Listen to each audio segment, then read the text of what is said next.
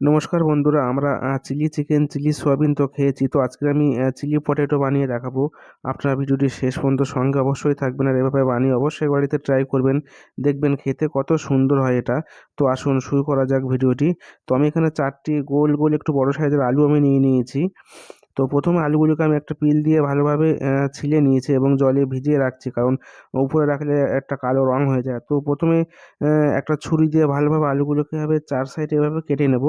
তারপরে যেমন ফ্রেঞ্চ ফ্রাইয়ের আলুগুলো যেমন কাটা হয় তেমন সাইজেরই আলুগুলোকে একটু লম্বা লম্বা স্লাইস করে কেটে নিতে হবে। এভাবে আমি যেমন কাটছি, ফ্রেঞ্চ ফ্রাই অবশ্যই আপনারা দেখেছেন লম্বা লম্বা আলু চিপসগুলো থাকে। তো সেরকম দেখুন আমার আলুগুলো কাটিং এখানে হয়ে গেছে।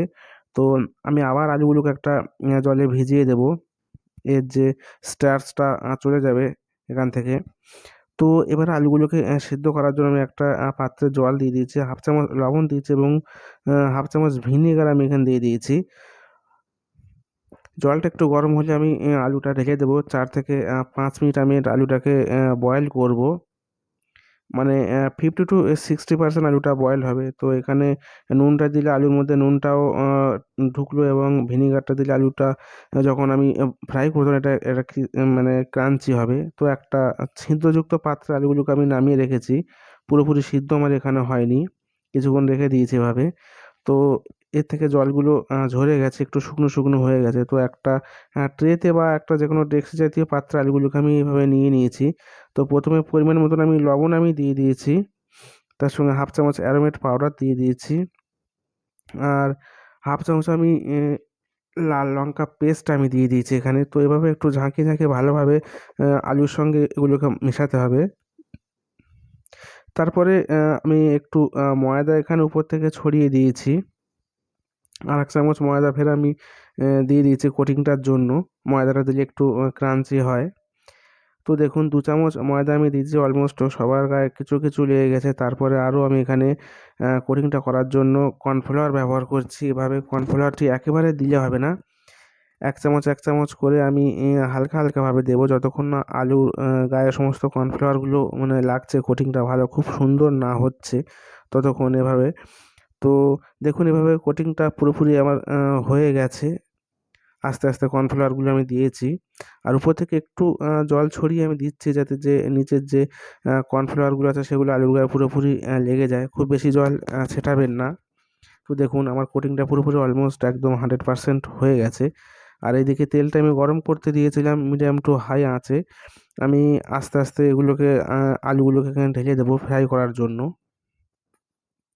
তো 2-3 মিনিট হলে আমি এভাবে আস্তে আস্তে উল্টে পাল্টে আলুগুলোকে আমি ভেজে নেবো এভাবে।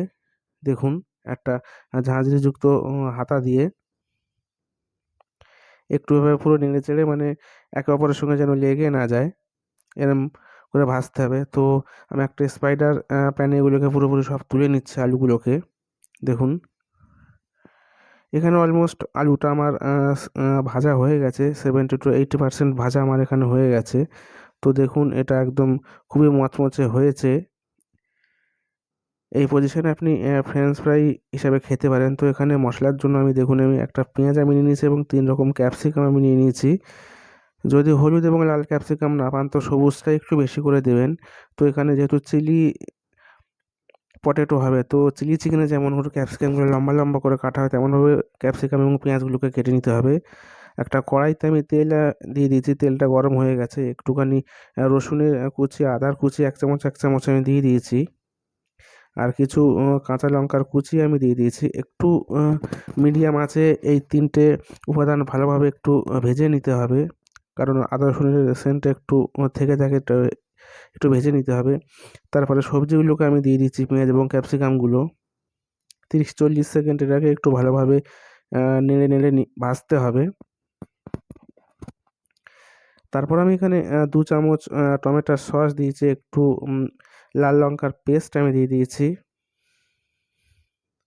আর একটু ডার্ক সোয়া সস এবং চিলি সস আমি দিয়ে দিয়েছি এখানে কালারের জন্য।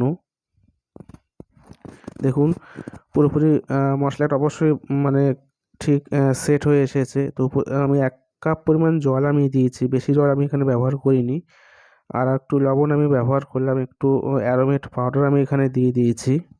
লাস্টে সিজনিংয়ের জন্য। তো এখানে চিলি পটেটোর যে মূলত যে আহ, মশলাটা আমার এখানে পুরোপুরি রেডি হয়ে গেছে। তারপর উপর থেকে একটু ধনিয়া পাতা কুচি আমি এখানে ছড়িয়ে দিয়েছি। তো দেখুন, আর সেকেন্ড টাইম আমি পটেটো যে চিপসগুলো আমি আরেকবার আমি ভেজে নেব।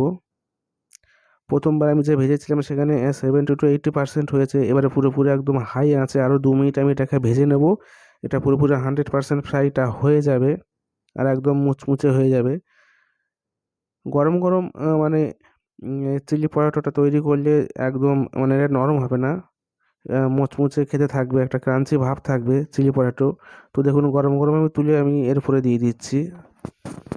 আর এটা এভাবে ঝাঁকিয়ে ঝাঁকিয়ে একদম পুরো যতক্ষণ না সমস্ত মানে মশলাটা এর গায়ে লেগে যায় ততক্ষণ আমার ঝাঁকাতে হবে। তো দেখুন, আমার পুরো এটা রেডি হয়ে গেছে। ভিডিও ভালো লাগলে অবশ্যই একটা লাইক করবেন, আমার চ্যানেলকে সাবস্ক্রাইব করে পাশে থাকবেন।